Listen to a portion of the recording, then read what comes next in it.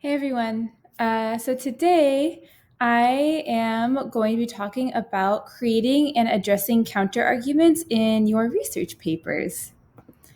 So you might be wondering what a counterargument is.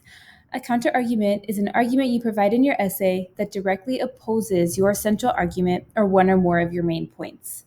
So it might be helpful to think about your thesis statement at this point and think about what somebody who does not agree with you would say to you as you present your thesis. What do they think that is in opposition to what you think?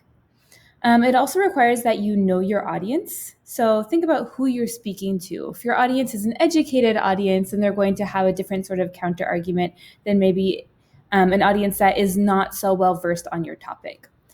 It can go anywhere in your essay, but is often expressed in a paragraph and placed towards the end of the essay, right before the conclusion. That's usually where it's most effective. It must be followed up by a rebuttal or a response to the counterargument that displays the strength of your argument over your opponent's.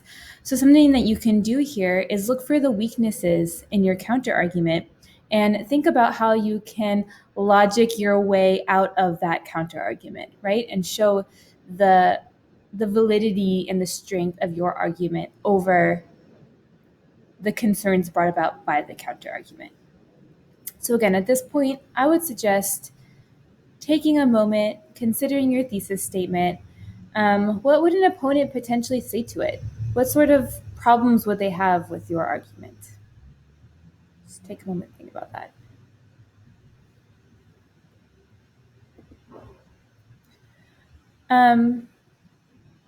I think counterarguments tend to seem counterproductive because students don't want to argue for the other side, right? But it actually strengthens your overall argument, and here's why. First, it helps you as an author build ethos in your paper because it demonstrates that you've done the appropriate research and respect your opponent's opinion. That's really important because we formulate our opinions based on research. And if we haven't done the research, then it's more difficult to trust our opinion. So demonstrate that you've done the research, you can empathize with your opponent, and you're still able to demonstrate the way in which your argument is stronger than theirs. It also enables you to, this is what I just said basically, but it enables you to specifically demonstrate how your argument is stronger than your opponent. So you can look at specific little details, holes in the argument, gaps in the research, areas that the opponent is not considering, etc. It also shows that there's an argument to begin with. I know I say this all the time, but if there isn't an argument, why are we even writing, right? So we really want to demonstrate that there is a reason for engaging in this discussion. It also helps you hit the word minimum. I know some of you guys get a little bit intimidated by the word count of your essays, and the counter argument paragraph is just another kind of like element that you could elaborate on your main points, and you can develop your essay a little bit further.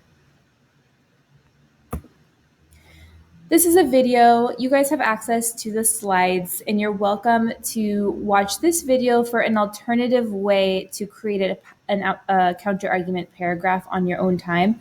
But here's how I usually teach them and how I think they are most effective.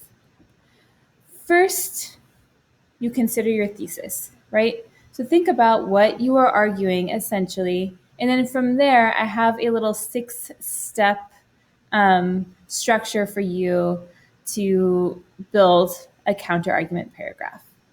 The first thing you're going to want to do is make sure that the audience knows you're about to present a counter-argument with a lead-in. And the lead-in is intended to signify the opponent's viewpoint, so it's really clear that this is not your viewpoint, it's your opponent's. From there, you could present your counter argument. And the counter argument is like an opposing thesis statement, right? So, what would your opponents say to your thesis statement? But you're going to have to kind of develop that, explain things that the audience might not understand. You're probably going to want to include a quote to indicate that you've done extensive research on the subject, and think about what does this imply? What does this opinion imply? Why is it important? Then and this is really important. You're going to want to create a rebuttal, and you're going to want to clearly transition into your rebuttal with a transitional phrase, like however, and that is going to signify that you are now presenting your response to the counterargument. The rebuttal is in support of your argument, right? It's an opportunity for you to consider what is missing, incorrect, misinterpreted, or forgotten in regards to the counterargument and why. And then you'll want to develop that as well. And again, I always recommend using a quote sandwich, paraphrasing, a resource so that you can add additional support to your argument.